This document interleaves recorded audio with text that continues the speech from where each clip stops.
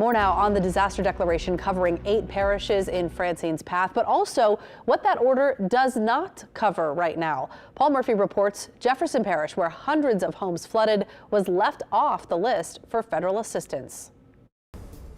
Thank you. 850 families lined up for food and cleaning supplies at a drive-through event at Church of the Christ in Kenner.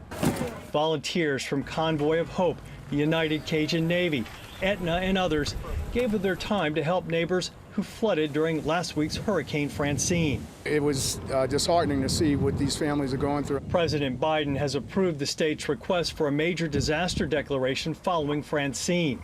Despite nearly 400 damaged homes in Kenner, Jefferson Parish was left off the list of parishes qualifying for federal assistance.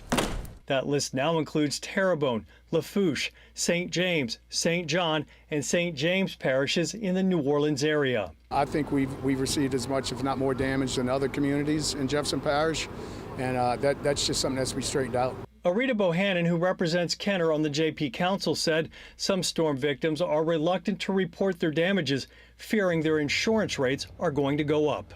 We need as many people to report their damages as possible, not necessarily report them to their insurance company, but to report them to the state so that we can keep an accurate track of how many people were impacted. According to a spokesman for the Governor's Office of Homeland Security and Emergency Preparedness, typically the first list of parishes included in a federal disaster declaration is rarely the final list, and that Jefferson Parish still has time to qualify for individual or public assistance based on FEMA guidelines. JP President Cynthia Lee Shang said she was shocked the parish didn't make the initial list.